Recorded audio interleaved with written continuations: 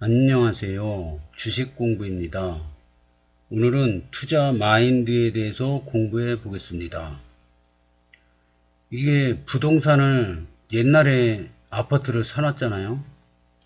그래서 잘 갖고 있었으면 아파트가 오르락내리락 합니다. 그러면서 꾸준히 올라갑니다. 그래서 지금은 요때 샀든 다 수익입니다. 근데 왜 저 마인드가 중요할까요? 근데 부동산으로 돈 번 사람이 주변에 없을까요? 이게 마인드가 그만큼 중요하다는 겁니다. 주식도 마찬가지입니다. 주식도 삼성전자 샀어요. 그냥 가만히 갖고 있었으면 젊었을 때 만약에 1980년도에 샀다 그래요. 삼성전자를. 그래서 아직까지 갖고 있었다면 이게 1980년대에 한 3만원 했다 그래요. 지금 쭉 올라가지고 몇백만 원이 됐죠. 지금은 이제 분식해가지고 저 가격을 낮췄지만은 이렇게 무조건 뭐 1000배가 넘게 올랐다 그랬죠. 삼성전자도. 뭐 애플, 아마존, 마이크로소프트 이렇게 돈 잘 버는 회사 사가지고 가만히 있었으면 봅니다. 근데 이게 그냥 가만히 쭉 올라가나요? 이게 오르락내리락 합니다. 뭐 때로는 막 올랐다 고점에서 밑에까지 반토막까지 막 납니다. 막 이렇게 오르락내리락 하면서 올라가죠. 그러면 여기서 사가지고 여기까지 이거 버틸 수 있는 그 마음가짐, 그게 제일 중요하다 이거죠. 그 버틸 수 있는 마음가짐, 그게 마인드라고 생각합니다. 그래서 제 첫 번째 서브님 앙드레 코스탈로니는 이 주식 투자는 심리 게임이다. 심리가 90%다. 그렇게 말씀하셨어요. 제 생각도 같습니다. 주식 투자뿐만 아니라 부동산 투자도 마찬가지예요. 요즘같이 만약에 저같이 꼭지에서 아파트를 샀어요. 그렇지만은 나는 분양으로 싸게 샀죠. 근데 만약에 영끌 해가지고 막 2배 되는 아파트를 빚으로 샀다 이거예요. 그럼 이렇게 폭락할 때 못 버티죠. 이자가 만약에 여기서 200만원 한 달에 매달 200만원 내는 그 대출을 받았는데 이게 금리가 올라가지고 여기서 500만원 낸다. 그럼 이거 어떻게 냅니까? 한 달에 500만원씩 이자를. 그러면 집어 던지는 거죠. 못 버팁니다. 그러니까 여기서 살 때 최악의 상황을 미리 예견하고 이거를 대비하고 사야죠. 그래서 이 심리가 흔들리지 않게끔 대비를 하는 것이 굉장히 중요합니다. 그래서 이 투자 공부를 하는 데 있어서 이 가장 중요한 건 저는 마인드라고 생각합니다. 그래서 피터 린치도 그랬죠. 이렇게 떨어질 때 여기에서 살 수 있는 용기, 더 떨어질 것 같죠. 막 나라 망한다, 뭐 별 뉴스가 다 나오는데 여기서 그럼에도 불구하고 여기서 살 수 있는 용기가 없으면 암만 좋은 회사 고르고 암만 자기가 지식이 많다 그래도 다 소용없다 이거죠. 여기서 살 수 있는 용기가 있어야 된다 이거죠. 그래서 투자는 부자가 되는 가장 좋은 길인데요. 근데 저는 무조건 주식 투자, 오로지 주식 투자였어요. 그래서 제 인생 목표가 10억을 채워서 1년에 10% 제가 목표지 않습니까? 그러면 10억을 10%씩 벌면은 연봉 1억으로 죽을 때까지 100세까지 연봉 1억 인생으로, 그래서 연봉 1억 벌면은 그냥 다 쓰고 즐기면서 살면 되지 않습니까? 그게 목표였는데 이 책을 보면서 목표가 조금 바뀌었습니다. 그만큼 이 책이 굉장히 내용이 좋더라고요. 그래서 어떤 책을 보다 보니까 이런 얘기가 있더라고요. 주식에 투자해서 돈을 벌면 부동산에 묻어라, 이런 얘기가 있더라고요. 그만큼 부동산이 안정되는 거죠. 주식은 잘 올라가다가 갑자기 상장 폐지되면 휴지 조각 돼버리죠. 근데 부동산은 그럴 일이 없죠. 땅이 뭐 갑자기 뭐 잿더미가 되는 경우는 없지 않습니까? 전쟁 나서 막 폭탄 투여해서 잿더미가 돼도 이 땅은 내 땅입니다. 제 더미가 됐어도. 그리고 땅값은 계속 오릅니다. 그렇기 때문에 부동산이 주식보다는 안전하다. 이 말에 저도 동의합니다. 그래서 저는 말재주도 별로 없고 그래서 잘 쓴 이 작가님이 쓴 책을 읽어보겠습니다. 내 삶을 바꾼 부동산 투자 공부. 나는 희망이란 단어를 좋아한다. 들으면 기분이 좋아진다. 내 인생에 긍정적으로 작용해 반드시 내가 원하는 것을 이룰 수 있다는 기대감으로 자신감이 샘솟는다. 예전에는 막연히 언젠가는 좋아지겠지라고 생각하며 살았다. 하지만 부동산 공부를 하면서 삶의 의욕을 찾고 미래에 대한 희망을 갖기 시작했다. 회사에 출근하면 오늘 하루를 어떻게 버텨내고 퇴근하지? 라고 생각했다. 그러다 보면 어느새 시간이 흘러 퇴근 시간이 다가왔다. 그렇게 하루가 지났다. 매일 반복되는 일상에 지치고 힘이 들었다. 벗어나고 싶지만 뚜렷한 방법을 찾을 수가 없었다. 12시간을 회사에서 꼼짝없이 일해야 했다. 그런데 이 일조차도 언제까지 할 수 있을지 몰랐다. 어느 순간 두려움이 밀려왔다. 젊음을 회사에 다 바쳐야 한다는 생각과 일만 하다가 늙어가야 하는 현실에서 도망치고 싶었다. 왜 이렇게밖에 살 수 없는지 나 자신이 원망스러웠다. 화장실에 가게 되면 나도 모르게 하나님께 기도했다. 하나님, 이곳에서 벗어나서 내가 하고 싶은 일을 하면서 살아가게 해주세요. 감사합니다. 그 정도로 내 마음은 너무나 절실했다. 생산직이라 몸이 많이 고되었다.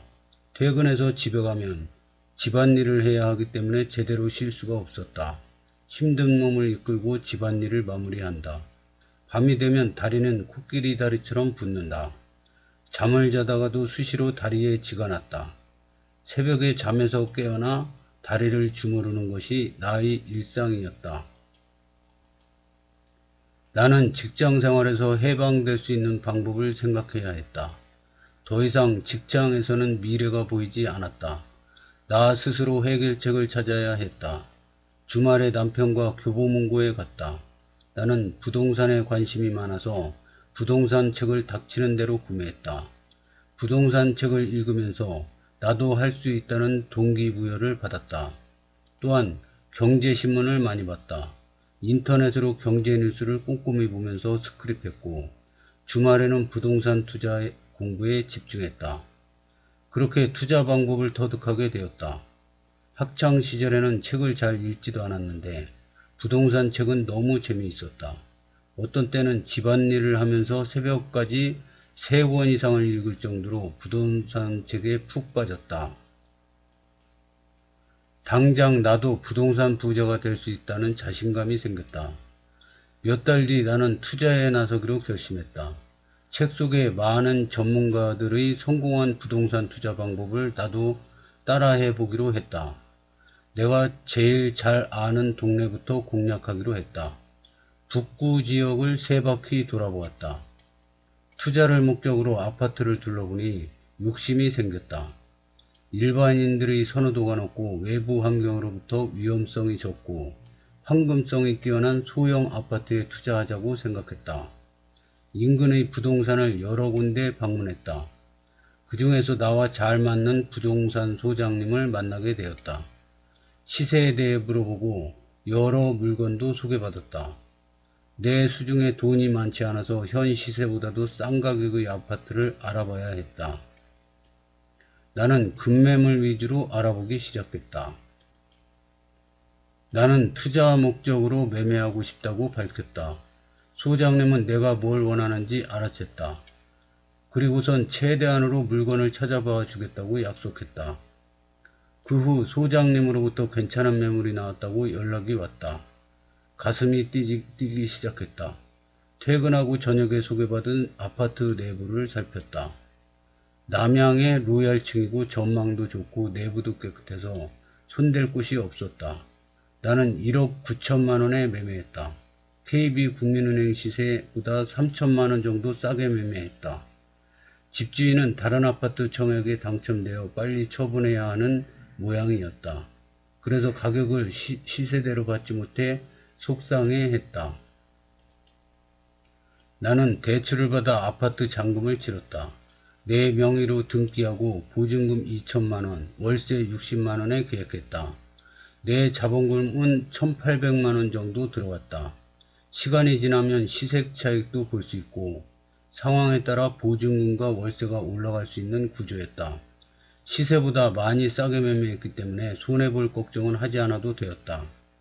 여기서 나온 수익금으로 재투자해서 부동산을 더 많이 소유하기로 마음먹었다. 참고로 이 작가가 쓴 그 연도가 2018년입니다. 그러니까 부동산이 본격적으로 상승하기 전이죠. 그래서 시기가 굉장히 좋았다고 생각합니다. 공부한 그대로 행동에 옮기면서 자신감이 붙기 시작했다. 이렇게 큰 일을 해낸 나 자신이 대견스러웠다. 아파트 매매 투자라는 새로운 경험에 무척 설레었다. 등기 권리증을 등기로 받을 때는 하늘이 날아갈 듯 행복했다. 이를 계기로 임대사업자로 크게 성공하고 싶다는 큰 꿈이 생겼다. 인생을 변화시켜 줄 수 있는 것은 오로지 부동산 투자밖에 없다라는 확신이 내 머릿속을 꽉 채웠다. 회사에 출근해도 예전처럼 짜증스럽지 않았다. 미래를 그릴 수 있는 희망이 생겼기 때문이다. 하고 싶은 일을 하면서 경제적인 자유를 누릴 수 있는 파이프라인 구축 초기 단계에 진입했다는 생각에 행복했다.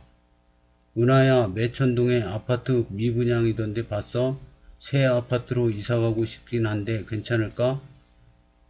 응, 언니 모델하우스랑 아파트 현장도 갔다 왔어. 멋지던데? 역세권에 초, 중, 고등학교도 같이 있어서 괜찮아. 지금은 미분양이어도 조금 있으면 프리미엄이 형성될 거야. 잘 생각해보고 판단해. 그래, 남편하고 모델하우스에 가봐야겠어. 고마워. 언니 입주하고 나면 주변 시세보다 매매가가 많이 오를 거야. 꼭 가봐. 회사에 친한 언니가 궁금해하는 아파트 정보를 얘기해줬다. 내가 배우고 알고 있는 지식을 필요로 하는 언니에게 준 것이다. 뿌듯했다.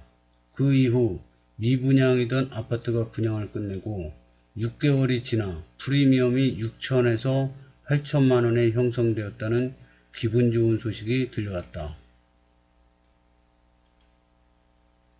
나는 부동산을 보는 안목이 조금씩 성장하는 걸 느꼈다. 제대로 투자하기 위해서는 현장에 자주 돌아다녀야 한다. 그렇게 감각을 키우고 안목을 높이기 위해 끊임없이 노력해야 한다.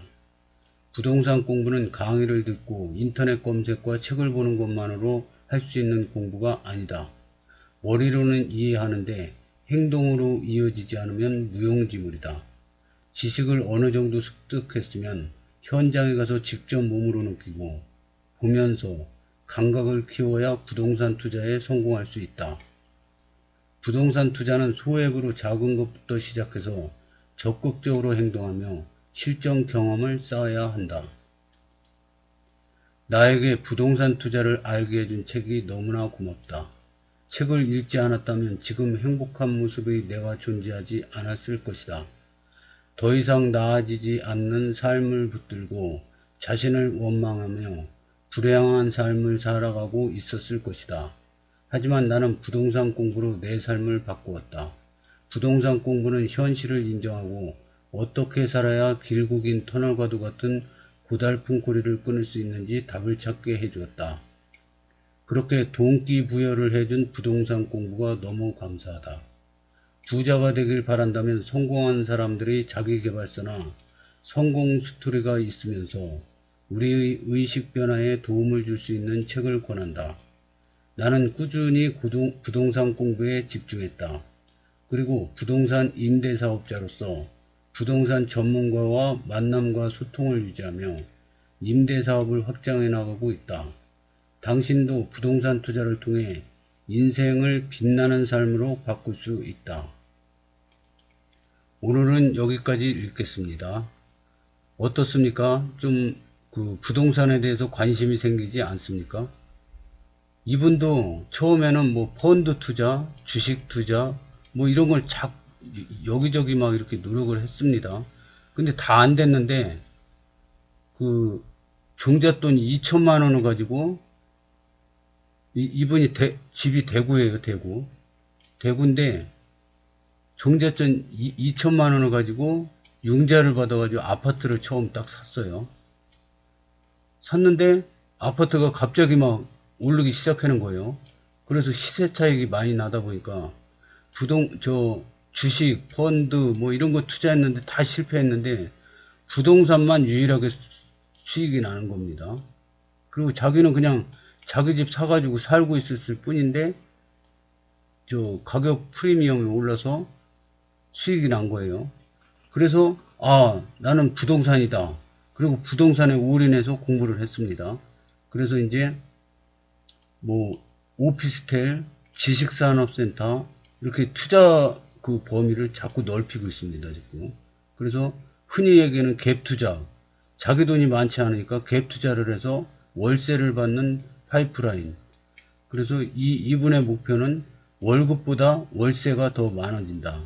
이런 건데, 이거를 사가지고, 그러니까 자기 집을 자꾸 사는 거죠. 그 임대사업자 등록을 해서 자기 집을 자꾸 사면서 전세를 끼고 사고 막 이래서 갭 투자를 해서 싸게 자기 자본을 적게 들고 여러 채를 사는 겁니다. 그러니까 자기 집이 여러 채니까 월세를 받아가면서 시세 차익도 누릴 수 있는 이런 작전을 구사했는데, 지금 이게 18년도에 쓴 책인데요. 지금 22년도니까 4, 5년이 지났습니다. 그래서 지금은 더욱 부자가 되어 있을 거라 생각합니다. 그러면 현재는 어떨까요? 현재는 2018년부터 막 부동산 가격이 급등했습니다. 급등했다가 지금 막 떨어지고 막 뉴스에서 막 이제 앞으로 하우스 푸어가 나올 거다. 금리가 뭐 8%를 돌파할 거다. 뭐 7%를 돌파할 거다. 막 겁을 줘요. 근데 물론 여기서 영끌에서 산 사람들은 지금 아마 잠도 못 잘 겁니다. 근데 저 같은 경우에는 청약을 했지 않습니까? 이 청약은 84형이 분양가 상한제에서 지금 검단 신도시가 4억 5천대였습니다. 4억 5천.